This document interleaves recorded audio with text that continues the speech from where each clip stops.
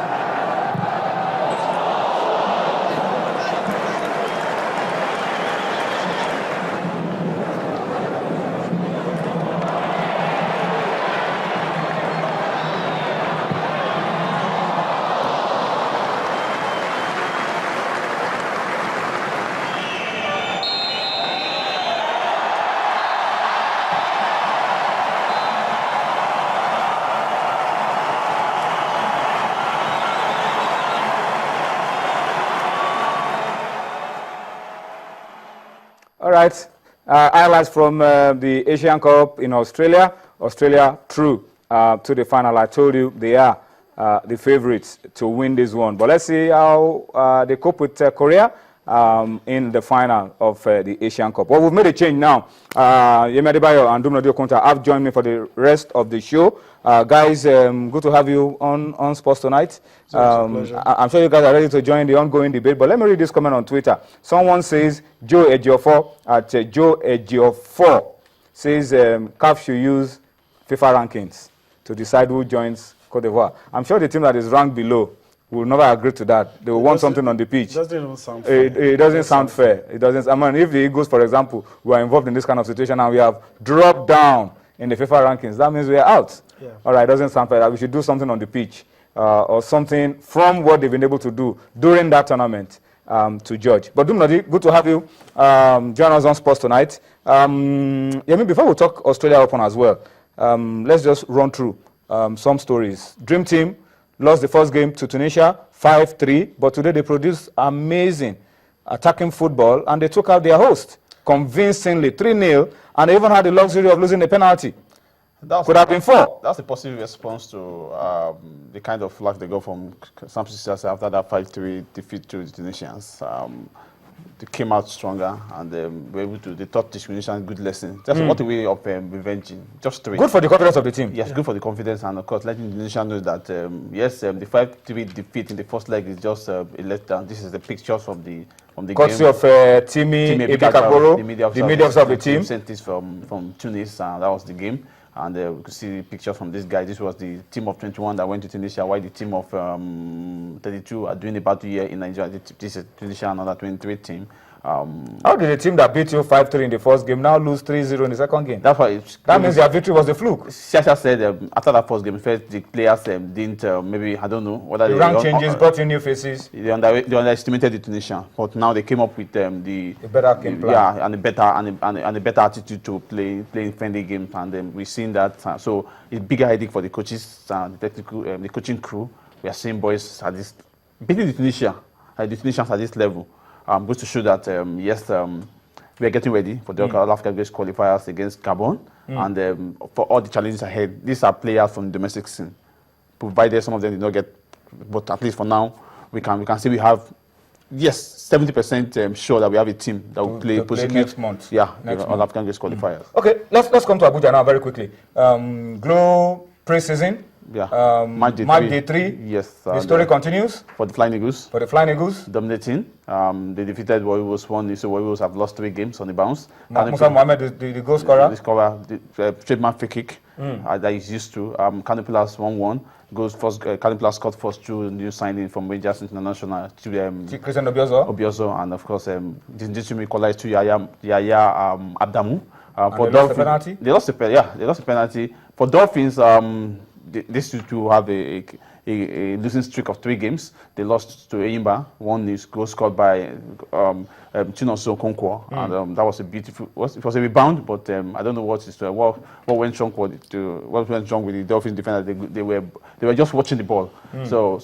So far, the Flying Eagles team maintaining their grip on top. If they win 1 more games, I think it's going to be on Friday. I think they provided the dream team does not loses, and of course, Eyimba loses. They'll be champion before the final day. And that will be good for Manu Gaba and his boys. All right, but Yemi, let's come to you now. Let's leave football on one side.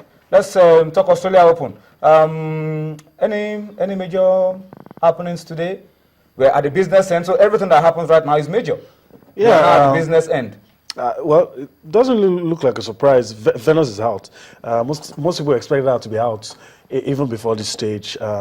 Most people forgot that she's won these tournaments more than 4 times, and she's a big player. Even though the performances have been going down and down in recent times. She was defeated by unseeded American Madison Keys, and that's the next big thing to watch. She's a new girl on the block. However, Madison Keys will have to face Serena Williams, the world #1, in that one. We're going to see how all of that we will pan out. She defeated, talking about Serena now, defeated Dominika Cibulkova in 2 sets. She's not really been stretched. That's what really scares me. Serena, she's not really been stretched. She's not moved from gear 1. Yeah, it doesn't really.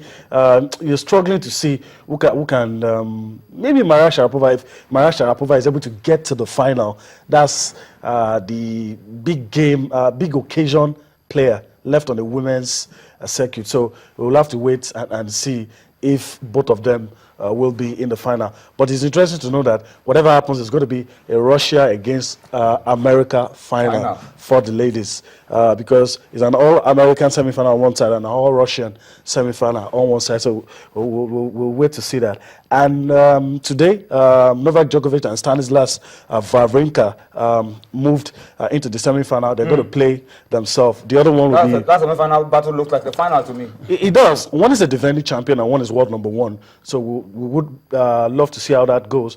Some have said, some still think Stanislas Wawrinka's victory in last year's Australia's Open was a fluke. So he gets the chance. Because he beat Novak. And in this game, you're seeing now, big serving Milos Raonic, the biggest test for Novak Djokovic, and he passed easily. Won this in 3 straight sets. And I mean, it didn't look like he broke a sweat to me, even though at some point Milos Raonic tried his best, but it wasn't to be. So now we're going to have to see world #1 Novak Djokovic against Stanislas Wawrinka, who also defeated Kei Nishikori.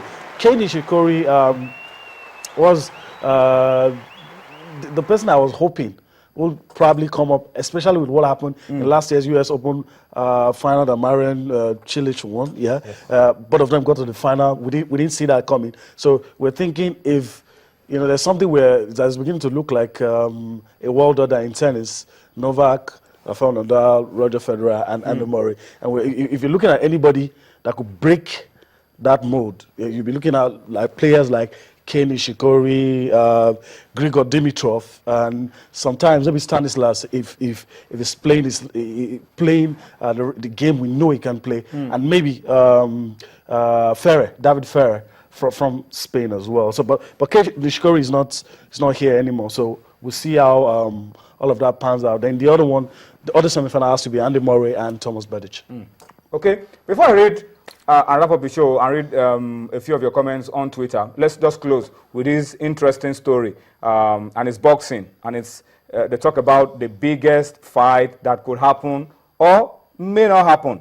It's an interesting one. Yeah. It's Floyd Mayweather, Manny Pacquiao, meeting up at an NBA event, Between the Milwaukee, exchanging Bucks. phone numbers Yeah. about the possible showdown. Yeah, it just shows us that whatever we've been hearing about negotiations is not true. Because from this story, we hear that negotiations will begin. They met at the NBA game between Milwaukee Bucks and Miami Heat at the American Airlines Arena. And both guys saw each other, they exchanged phone numbers, they spoke. Later on, we also heard that the money man visited Pacquiao and they had discussions, and a lot would go into, went to his hotel after the game, and they had discussions, and maybe we This might could just happen. get this $300 million fight Happen. maybe it will happen. Okay, let me go to Twitter now. Joy Forever 74 says it's funny to be back to the days of the apostles. And he's telling us that they had to cast lots to pick a replacement for Judas Iscariot. And he says it looks like that's what CAF will be doing. They're casting lots. I mean, but what do you do when those two teams refuse to be separated? And he says, kudos to the under-23 team for trashing Tunisia 3-0. Momo Sani Momodu at M. Momodu says FIFA presidency should be tenured. Say maximum of 2 to 3 terms. Okay? There should be a tenure to it. I think I want to agree with you. And I think the same thing also applies to CAF as well. It's not a case of just staying there until you are not able to move anymore. Where is Amadou Pinnick? Anthony Ade is asking us. Amadou Pinnick is in Equatorial Guinea. He's a match commissioner. Is doing match commissioning with CAF for the ongoing Africa Cup of Nations. But the federation is moving on without him. Yes, now. The acting president, Sheyi Akinwumi, acting president, and he's been doing so well. He's been doing so well. All right, so there's no problem about that. Damola Johnson says, did you listen to Van Praag speaking about a term of 4 years only? And he's saying that could probably change after the 4 years. Yeah, it happens everywhere. I will be there for one term. Sepp Blatter said he said in 2011. My last time. Give me this one, I'm okay. I'm not coming back. But it's telling us and it's coming again. That's human nature. And somebody says, you guys should go and challenge Ayatu. Ayatu. All right, that's how we have to wrap it up on Sports Tonight, this beautiful midweek. We'll be back tomorrow. Enjoy the rest of the night.